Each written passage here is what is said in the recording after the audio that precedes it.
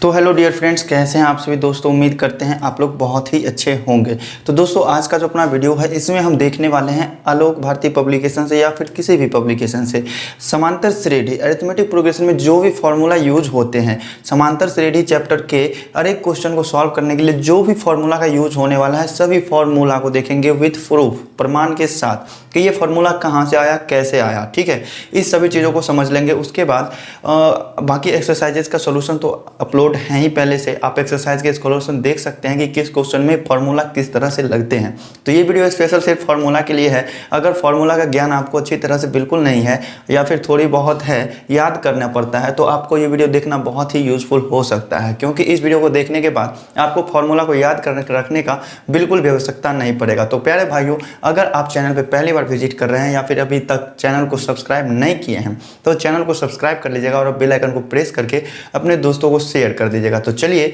आज का जो अपना वीडियो है शुरू करते हैं। तो प्यारे भाइयों देखिए, अरिथमेटिक प्रोग्रेशन समांतर श्रेणी के क्वेश्चन को सॉल्व करने के लिए सबसे पहले आपको ये पता होना चाहिए कि समांतर श्रेणी में प्रथम पद, सार्वअंतर और अंतिम पद ये सभी क्या होते हैं। तो प्यारे भाइयों, अगर कोई सार्वअंतर, जैसे मान लीजिए मतलब सार्वअंतर नहीं, समांतर श्रेणी, जैसे मान लीजिए पहला पद a है, दूसरा पद a प्लस डी है, तीसरा पद क्या है a प्लस 2d है। ये हम किस तरीके से लिखते हैं? तो दोस्तों आपको मालूम होगा कि किसी भी समांतर श्रेणी का प्रथम पद जो होता है उसको हम a से सूचित करते हैं, तो प्रथम पद a हो गया। और सार्वअंतर क्या होता है? प्रत्येक अगले पद का अपने पिछले पद के साथ अंतर, मतलब उसका जो अंतर होगा, सभी पदों का अंतर सेम होगा अपने पिछले पद के साथ। तो ये अगला पद जो है ना, इसमें d जोड़ने पर मिल रहा है पिछले पद में, तो इसमें d जोड़े तो ये अगला पद मिला, फिर इसमें d जोड़े तो अगला पद मिल गया, फिर a प्लस 2d है, इसमें d जोड़ेंगे तो क्या मिलेगा?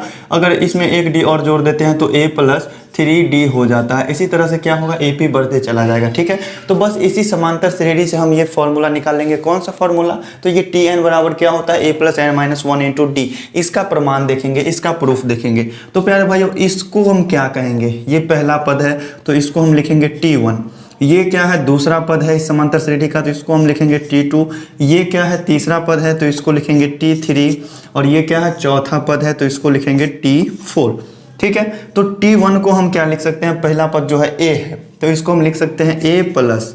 अब A प्लस A है सिर्फ, तो इसके बाद क्या होना चाहिए? 0 होना चाहिए। A में 0 जोड़ेंगे तो कोई फर्क नहीं पड़ेगा, तो इसको हम A plus 1 minus 1 into D लिख सकते हैं। चूंकि एक में से एक घटाएंगे तो 0 होगा, 0 को D से गुना करेंगे तो 0 ही होगा, तो a प्लस 0 a ही रह गया। तो पहला पद को हम इस तरीके से लिख सकते हैं। इसी तरह से दूसरा पद को हम कैसे लिखेंगे? तो a प्लस डी है ना, तो हमको a प्लस डी को और किस रूप में लिख सकते हैं? तो देखिए ऐसे लिख सकते हैं a plus 2 minus 1 into D. देखिएगा, 2 में से 1 घटाएंगे तो 1 होगा और 1 को d से गुना करेंगे तो d हो जाएगा, मतलब a प्लस डी आ जाएगा दूसरा पद। इसी तरीके से तीसरे पद को हम क्या लिख सकते हैं? तो a plus 3 minus 1 into D. इस तरीके से तो लिखा जा सकता है। तो a प्लस 3 में से 1 गया तो 2, तो ये 2d हो जाएगा, a प्लस 2d। और तीसरा पद क्या है? a प्लस 2d है। इसी तरह से चौथा पद को हम क्या लिख सकते हैं? a plus 4 minus 1 into D. देखिए चौथा पद है तो a प्लस 3d हो जाएगा। इसी तरीके से अगर ये समांतर श्रेणी आगे बढ़ते चला गया तो क्या हो जाएगा? ये बढ़ जाएगा कहाँ तक? nवां पद तक। तो इसको हम क्या कहेंगे? Tn। तो nवां पद हम कैसे निकालेंगे? तो nवां पद के लिए क्या हो जाएगा? तो बस देखिए, पहला पद के लिए 1 माइनस 1 करते थे, दूसरा पद के लिए 2 माइनस 1 करते थे, तीसरा पद के लिए 3 माइनस 1 करते थे और चौथे पद के लिए 4 माइनस 1 करते थे। इसीलिए nवें पद के लिए n माइनस 1 करेंगे। ठीक है, तो ये चीज़ प्रूव हुआ कि नहीं हुआ? हो गया प्रूव, आप लोगों को समझ में आ गया होगा बिल्कुल। ठीक है, तो ये रहा अपना पहला प्रश्न, मतलब पहला फॉर्मूला जिसको प्रूव करना था। आप समझ गए होंगे कि अब ये कैसे हुआ। तो दोस्तों देखिए, इस फॉर्मूले का आप यूज़ कैसे कर सकते हैं? जैसे आपको चौथा पद निकालना हो तो a प्लस 3d का फॉर्मूला लगा देंगे डायरेक्ट से। ठीक है, जैमा पद निकालना होगा उसके एक कम करके d में गुना कर देंगे और प्लस में a तो रहेगा ही। इसी तरह से अगर t100 निकालना है तो क्या हो जाएगा? a प्लस 99d हो जाएगा। ठीक है, इसी तरीके से बहुत सारे फॉर्मूला हैं जो कि समांतर श्रेणी में यूज होते हैं। बहुत सारे नहीं कह सकते हैं, 3 से 4 फॉर्मूला है। इसी तरह से अगर आपको T50 निकालना है 50, तो क्या हो जाएगा? a प्लस 49d हो जाएगा। तो अब किसी भी समांतर श्रेणी का कोई भी पद निकालने के लिए आपको किस चीज़ की आवश्यकता होगी? तो a की और d का। तो किसी भी समांतर श्रेणी में आपको प्रथम पद और सार्वअंतर पता चल जाए तो आप उसका कोई भी पद निकाल सकते हैं। तो चलिए दोस्तों, अब चलते हैं इसके आगे के कंसेप्ट पे। तो प्यारे भाइयों, अब समझना है आपको किसी भी समांतर श्रेणी के अंत से nवां पद कैसे ज्ञात करेंगे। वो तो शुरू से nवां पद निकालना था, 20वां पद, 11वां पद, 10वां, चौथा, तीसरा, 5वां कोई भी हो तो वो शुरू से हम गिनते थे पहला दूसरा करके। ठीक है, अब हमको समझना है कि अंत से मतलब पीछे से गिनेंगे। ठीक है, अंत से गिनेंगे और अंत से कोई भी पद निकालना है, चौथा पद या 5वां पद, तो वो हम कैसे निकालेंगे। तो सबसे पहले आपको समझना होगा कि एपी हम कैसे तैयार करेंगे, एपी हम कैसे मानेंगे, क्या लिखना पड़ेगा। तो एपी के लिए आपको प्रथम पद ए हो जाएगा, फिर अगला पद सार्वंतर क्या होता है, डी होता है ना। अगर नहीं पता है हमको तो डी मान के चलते हैं, तो ए प्लस डी अगला पद हो जाएगा। इसी तरह से डी जोड़ेंगे फिर से तो ए प्लस 2d हो जाएगा। इसी तरीके से बढ़ते बढ़ते कोई सा अंतिम पद होगा और अंतिम पद को हम सूचित करते हैं एल से। और यहाँ पर सार्वंतर कितना है तो डी है सार्वंतर, तो अगले पद में क्या होगा, डी जोड़ने पर सार्वंतर मतलब अगला पद मिलेगा। इसमें क्या है, डी जोड़ने पर अगला पद मिल रहा है। अगर आगे से हमको पीछे आना है तो क्या करना पड़ेगा, डी घटाना पड़ेगा।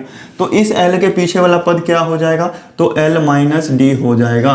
ठीक है, और इससे जस्ट पीछे वाला क्या होगा, फिर से डी घटाएंगे तो हो जाएगा एल माइनस 2d। ठीक है, ये चीज समझ गए होंगे, आप समझ गए होंगे। अंतिम पद को एल से सूचित किए, उससे पहले वाला क्या होगा एल माइनस डी और उससे पहले वाला एल माइनस 2d। ठीक है, अगर इससे भी पहले वाला मालूम करना है तो एल माइनस 3d हो जाएगा। ठीक है, ये चीज समझ गए। अब देखिए यहाँ से क्या है, अंत से प्रथम पद, पहला पद क्या हो, सिर्फ l है ना, तो इसको हम क्या लिख सकते हैं, अंत से पहला पद है, इसको हम l माइनस 1 इंटू डी लिख सकते हैं। देखिए l minus 0d, l minus 0, l में से 0 घटाएंगे तो l ही होगा ना, तो l ही होगा। अगर हमको अंत से दूसरा पद चाहिए, अंत से दूसरा पद, तो उसके लिए क्या करना पड़ेगा, तो देखिएगा l माइनस, अगर दूसरा पद के लिए 2 माइनस 1 इंटू डी कर देते हैं तो ये अंत से दूसरा पद हमको पता चल रहा है। देखिए l माइनस 2 में से 1 घटाएंगे तो 1 और d से गुना किया तो l माइनस डी हो जाएगा, दूसरा पद निकल गया।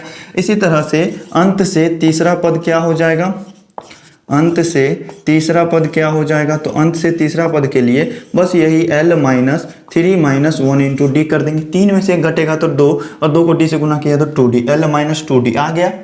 इसी तरीके से आप जो है अपना फॉर्मूला निकाल सकते हैं, क्या, तो अंत से nवां पद ज्ञात करना, अंत से nवां पद क्या हो जाएगा, तो अंत से प्रथम पद के लिए 1 में से 1 घटाते तो दूसरा के लिए 2 में से 1, तीसरा के लिए 3 में से 1, तो nवां के लिए n में से 1 घटाएंगे तो हो जाएगा l minus n minus 1 into D. ठीक है, ये फॉर्मूला निकल के आया, ये भी प्रूव हो गया। ठीक है, यही था फॉर्मूला अपना सेकेंड, और कैसे आया ये चीज़ आप समझ रहे हैं।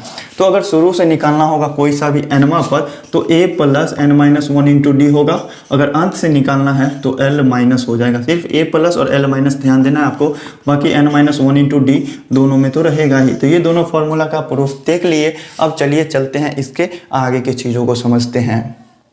तो प्यारे भाइयों, अब अपना तीसरा टॉपिक है अंक गणितीय माध्य, एरिथमेटिक मीन। ये क्या होता है, तो प्यारे भाइयों देखिए, अगर तीन मतलब संख्या जो है अगर समांतर श्रेणी में होगा, मान लीजिए x, y और z अगर समांतर श्रेणी में है तो इस x और z का अंक गणितीय माध्य, इस दोनों का अंक गणितीय माध्य जो होगा ना, ये बीच वाला y होगा। ठीक है, तो यहाँ पर x और z का अंक गणितीय माध्य क्या हो जाएगा, ये y होगा। ठीक है, इसी तरीके से आप समझ सकते हैं, अगर कोई a और कैपिटल A और स्मॉल b अगर ये समांतर श्रेणी में है, समांतर श्रेणी में है, अगर समांतर श्रेणी में होगा तो क्या कंडीशन होगा प्यारे भाइयों, सार्व अंतर समान होगा। सार्व अंतर मतलब दूसरा पद में से पहले पद को घटाएंगे और तीसरा में से दूसरे पद को घटाएंगे तो दोनों सार्वंतर ही निकलेगा, और सार्वंतर क्या होगा, समान होगा। तो देखिएगा यहाँ पर अंक गणितीय माध्य क्या होता है, अगर यह समांतर श्रेणी में है तो a और b का अंक गणितीय माध्य जो होगा ये बीच वाला होगा। ठीक है, अब आइए इन चीज़ों को समझते हैं। देखिए, अगर समांतर श्रेणी में है तो क्या होगा,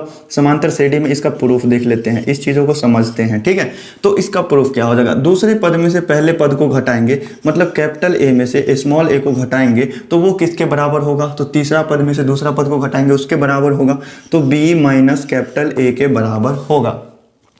ये बीच वाला क्या है, अरिथमेटिक मीन है, अंक गणितीय माध्य है। ठीक है, अब देखिए इस a को हम इधर लाते हैं तो ये a और ये a दोनों जुड़ जाएगा। ठीक है, तो क्या बचेगा, इधर a और ये a इधर आने के बाद बच गया तो इधर a। अब इधर देखिए ये a उधर जाने के बाद प्लस हो जाएगा तो इधर a प्लस b हो जाता है। ठीक है, तो इस दोनों को जोड़ेंगे तो 2a होगा बराबर a प्लस b। ठीक है। तो हम a का मान के क्या लिख सकते हैं, a के वैल्यू को a प्लस बी बटे 2 लिख सकते हैं। तो अंक गणितीय माध्य का फॉर्मूला पता चल गया। और ये क्या है, समांतर श्रेणी का एक गुण है, प्रॉपर्टी है कि अगर कोई भी संख्याएं समांतर श्रेणी में होगी तो उसके मतलब तीन पदों में से 2 पदों को बाहर वाले को जोड़कर 2 से भाग देंगे तो बीच वाला पद प्राप्त हो जाएगा। ठीक है। तो इस चीज का यूज आपको कहाँ पड़ेगा, तो वो बॉक्स वाला जो रिक्त स्थानों की पूर्ति करे वाला होता है जिसमें बीच का पद कोई गायब रहता है, तो उस पद को निकालने के लिए आप यूज कर सकते हैं इस अंकगणितीय माध्य के फॉर्मूला को। तो अंकगणितीय माध्य को हम मतलब नॉर्मली जो है ना ए से सूचित करते हैं, कैपिटल ए से। ठीक है। तो बीच वाला अगर निकालना होगा अंक तो क्या करेंगे, दोनों साइड वाले अंक को जोड़कर 2 से भाग दे देंगे तो वो बीच वाला अंक हमें प्राप्त हो जाएगा। तो यही था अंकगणितीय माध्य का कंसेप्ट। चलिए अब देखते हैं इसके बाद n पदों के योगफल को ज्ञात करना। तो प्यारे भाइयों, किसी भी समांतर श्रेणी के nवें पद को ज्ञात करना तो आपने सीख लिया है। अब किसी समांतर श्रेणी के n पदों तक के योगफल को ज्ञात करना सीखेंगे। बहुत सारे प्रश्न ऐसे होते हैं जिसमें समांतर श्रेणी दे देता है, a का मान और d का मान दे देता है और आपको कहता है कि इसके 20वें पद तक का योगफल ज्ञात कीजिए, मतलब कि इसके 20वें पद तक जो भी अंक है ना उस सभी को जोड़ने पर क्या होगा। तो इसका फॉर्मूला होता है Sn = n/2 × a + l। अब इस फॉर्मूला को आप याद रखते होंगे। ठीक है। और याद रखने में ऐसा भी होता है कि कभी कभी भूल भी जाते होंगे। तो आइए इस फॉर्मूला कहाँ से आया है, इसका प्रूफ क्या है, ये चीज देखते हैं। तो मान लेते हैं किसी भी समांतर श्रेणी का अगर कुछ भी हमको पता नहीं है तो प्रथम पद को हम क्या मानते हैं, a मान लेते हैं। ठीक है। पर माना प्रथम पद a और सार्वंतर कितना है, तो d है। ठीक है। मान लेते हैं प्रथम पद a है और सार्वंतर d है, तो समांतर श्रेणी आप निकाल सकते हैं। और आपको तो पता है किसी भी समांतर श्रेणी के अंतिम पद को हम l से सूचित करते हैं। तो AP क्या निकलेगा अपना, AP क्या निकल जाएगा, AP हो जाएगा a पहला पद, अगला पद के लिए उसमें d जोड़ेंगे, फिर उसके अगला पद के लिए उसमें फिर से d जोड़ेंगे तो a + 2d हो जाएगा। इसी तरीके से बढ़ते बढ़ते अंतिम पद क्या होगा, l होगा, और उससे पहला पद क्या हो जाएगा, l - d होगा, और उससे पहला पद क्या हो जाएगा, l - 2d होगा। ये चीजें आप समझ रहे हैं। ठीक है। अब हमको क्या चाहिए, समांतर श्रेणी के टोटल पदों का योगफल, n पदों का योगफल। मान लेते हैं कि इस समांतर श्रेणी में टोटल पदों की संख्या कितना है, n है। तो इसके n पदों का योगफल मतलब इसके सभी पदों को जोड़ेंगे। तो मान लेते हैं यहाँ से, और किसी भी समांतर श्रेणी के n पदों के योगफल को हम Sn से सूचित करते हैं। ये S क्या है, तो S मतलब होता है सम, SUM सम, सम मतलब होता है योगफल। ठीक है। तो सम ऑफ n टर्म मतलब n टर्म मतलब जितने भी पद है ना, यहाँ पर n की जगह पर अगर 10 दे देते हैं, S10, इसका मतलब होता है समांतर श्रेणी के 10 पदों का योगफल। अगर 5 दे देंगे वहाँ पर तो समांतर श्रेणी के 5 पदों का योगफल। यहाँ पर n है, मान लिया इस समांतर श्रेणी में टोटल n पद है, तो इसका Sn क्या हो जाएगा, तो a होगा प्लस अगला पद उसमें जोड़ेंगे तो a + d होगा, फिर उसमें अगला पद जोड़ेंगे a + 2d होगा। ठीक है।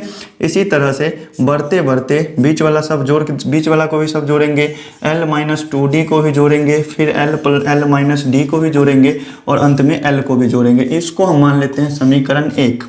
अब एक चीज आपको पता है, 1 + 2 + 3 लिखिएगा तो कितना होगा, 1 2 3 सभी को जोड़ेंगे तो 6 होगा। अगर आप इसको पीछे से लिखिए 3 + 2 + 1 लिखिए तो भी कितना होगा, 6 होगा। जोड़ने पर किसी भी प्रकार का फर्क नहीं पड़ने वाला है। तो इसी चीज को अगर a + d + a + 2d लिख रहे हैं, अगर इसी चीज को हम पीछे से लिखें तो भी कोई फर्क नहीं पड़ने वाला है। तो इसको हम फिर से लिख सकते हैं पीछे से, तो l हो जाएगा प्लस l - d हो जाएगा प्लस l - 2d हो जाएगा, प्लस डॉट डॉट डॉट बढ़ते बढ़ते a + 2d होगा। ठीक है। इसी तरह से क्या हो जाएगा, a + d होगा और अंत में a हो जाएगा। इसको हम मान लेते हैं समीकरण 2। अब देखिए इस दोनों में कोई फर्क नहीं है, इसको हमने सीधा लिखा, बस इसको पीछे से उल्टा करके हमने ये लिख दिया। ठीक है। वैल्यू सेम आने वाला है, दोनों का मान क्या आएगा, Sn ही आएगा। ठीक है। अब क्या करना होगा, देखिए दोनों समीकरण को जोड़ते हैं, समीकरण 1 और 2 को जोड़ते हैं। ठीक है। समीकरण 1 और 2 से देखिए, अब यहाँ पर एक चीज़ आपको पता है कि इस समांतर श्रेणी में टोटल कितने पद हैं, n पद हैं। n पद है मतलब इसमें टोटल जो ये बॉक्स वाला संख्या सब जो है ये सब कितनी बारी आएगा, n बारी आएगा। ठीक है। तो देखिए जोड़ेंगे तो Sn और Sn को जोड़ेंगे तो कितना हो जाएगा, 2Sn। a को l में जोड़ेंगे तो क्या हो जाएगा, a + l plus two a + d में l - d जोड़ेंगे तो ये d से d तो कैंसिल हो जाएगा ना, प्लस माइनस है तो बचेगा a + l, तो बच गया a + l। इसी तरीके से यहाँ भी 2d से 2d कैंसिल हो जाएगा, बचेगा सिर्फ a + l। ठीक है, और प्लस डॉट डॉट डॉट, कितनी बारी ये जुड़ेगा आपस में, तो जितना पद है उतनी बारी ही जुड़ेगा, तो n बारी जुड़ेगा। ठीक है, तो देखिए यहाँ पर एक बात को समझिए कि अगर 2 + 2 + 2 + 2 5 बारी अगर लिखते हैं तो कितना होता है, 10 होता है। मतलब 2 को अगर हम 5 बार जोड़े तो 10 हो गया। अब बारी बारी जोड़ने की क्या जरूरत है, अगर 2 को हमने 5 बार जोड़ा है तो 2 को हम क्या करते हैं, 5 से गुना कर देते हैं, तो 2 × 5 = 10 हो गया। ठीक इसी तरह से a + l को a + l को कितने बारी जोड़े हैं, तो n बार जोड़े हैं। अगर इस टोटल का योगफल चाहिए तो a + l को हम n से डायरेक्ट गुना कर देते हैं, तो 2sn बराबर क्या हो जाएगा, n × a + l हो जाएगा। होगा कि नहीं होगा, एकदम से होगा। ठीक है, अब इन चीज़ों को मिटाते हैं यहाँ से। अब देखिए, अब यहाँ से Sn का वैल्यू आपको पता चल जाएगा कि ये फॉर्मूला कहाँ से आया। ये 2 जो है गुना में इधर आके भाग में हो जाएगा, मतलब n/2 × क्या हो जाएगा, a + l हो जाएगा। ठीक है, तो ये फॉर्मूला तो प्रूव हो गया। कहाँ से आया ये चीज़ आप समझ गए। ठीक है, अब किसी भी समांतर श्रेणी का अंतिम पद होता है। मान लेते हैं कि इस समांतर श्रेणी में टोटल कितने पद हैं, n पद हैं। ठीक है, टोटल n पद हैं, तो ये l जो है कैमा पद होगा, तो nवां पद होगा। टोटल n पद ही हैं और ये अंतिम पद है, तो ये कैमा पद होगा, nवां पद होगा। तो इस l को हम tn लिख सकते हैं। इसी तरीके से tn का फॉर्मूला क्या होता है, a + n - 1 × d। तो इस l की जगह पर हम लिख सकते हैं वो फॉर्मूला, तो n/2 × a + l है ना, तो l मतलब क्या, nवां पद। nवां पद का फॉर्मूला क्या होता है, a + n - 1 × d होता है। तो देखिए यहाँ से फॉर्मूला आ गया Sn बराबर n/2 × ब्रैकेट में a और a को जोड़ेंगे तो कितना हो जाएगा, 2a + n - 1 × d। ठीक है, ये फॉर्मूला भी निकल के चला आया। दोनों फॉर्मूला को हमने साबित कर दिया है। ठीक है, अब देखिए दोनों फॉर्मूला का यूज कहाँ पे करेंगे, तो जहाँ पे हमको n का वैल्यू पता होगा और प्रथम पद अंतिम पद पता होगा तो हम इस फॉर्मूला का यूज़ करेंगे। अगर अंतिम पद अगर हमें नहीं पता है, सर्वांतर पता है, तो इस फॉर्मूला का यूज़ करेंगे।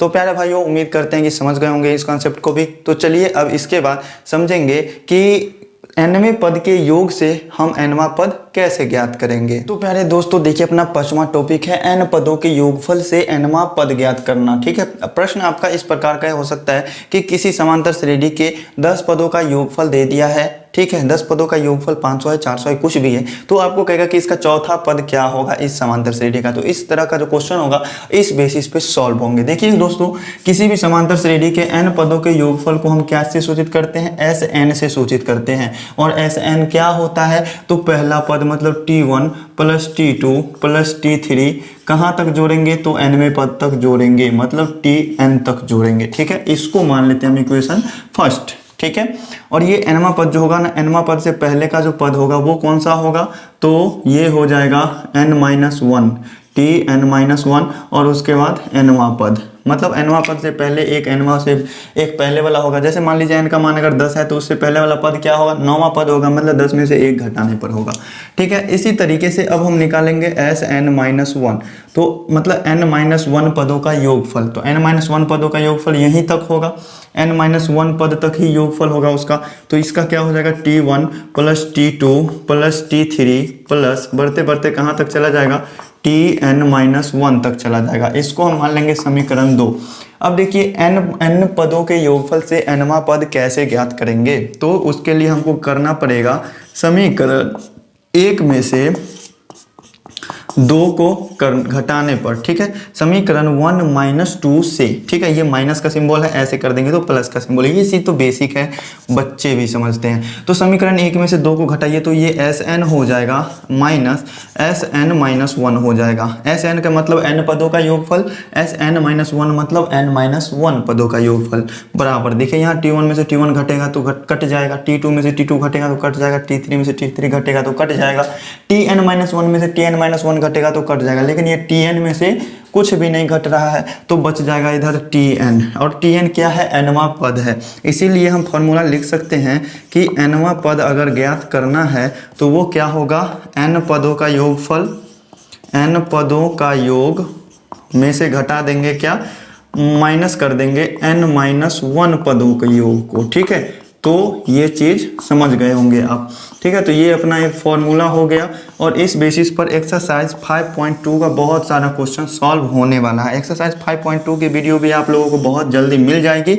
ये फॉर्मूला भी इम्पोर्टेंट है और इस फॉर्मूले को भी हमने प्रूव कर दिया है। समझ गए होंगे दोस्तों। तो चलिए अब देखते हैं इसके आगे के 1-2 पॉइंट और हैं जो कि अरिथमेटिक प्रोग्रेशन में यूज होने वाले हैं, लेकिन नॉर्मली यूज होते हैं किस चीज़ में, तो कॉम्पिटिटिव एग्जाम्स में। तो आइए उन दोनों पॉइंट्स को भी देख लेते हैं। तो देखिए दोस्तों, अपना छठा टॉपिक है प्रथम n प्राकृत संख्याओं का योग। तो दोस्तों हम पढ़ रहे हैं कौन सा चैप्टर, समांतर श्रेणी। तो समांतर श्रेणी में हमको प्राकृत संख्याओं का समांतर श्रेणी प्राप्त करना होगा। तो एपी अपना क्या निकल के आएगा, समांतर प्राकृत संख्याओं का 1 होगा, 2 होगा, 3 होगा, 4 होगा। कहाँ तक का योग हमें निकालना है, n तक का योग। ठीक है। तो इस समांतर श्रेणी का प्रथम पद मतलब a क्या हो जाएगा, 1 होगा। सार्वंतर d कितना होगा, तो ये भी 1 होगा। ठीक है। अगर हमको n पदों का योग चाहिए तो Sn निकालना होगा और Sn का फॉर्मूला क्या होता है, n/2 into a plus l और n/2 into 2a plus n-1 into d।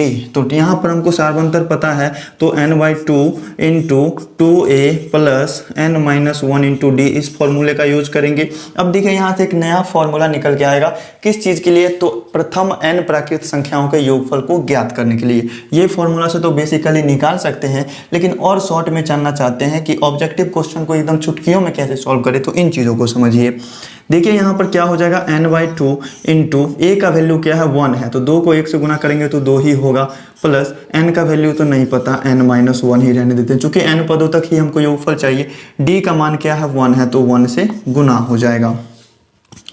ठीक है। तो ये क्या हो गया, n/2 इंटू 2 प्लस n-1 को 1 से गुना करेंगे तो n-1 ही रहेगा। ठीक है। अब देखिए यहाँ से क्या हो गया, n/2 इंटू 2, अंदर में क्या बच रहा है, 2 में से 1 घटेगा तो 1 हो जाएगा, तो इसको हम n+1 लिख सकते हैं। तो देखिए इस फॉर्मूला का एक नया रूप देते हैं, कैसे लिख सकते हैं, n into n+1 divided by 2। ये किस चीज़ का फॉर्मूला है, तो प्रथम n प्राकृत संख्याओं का योग।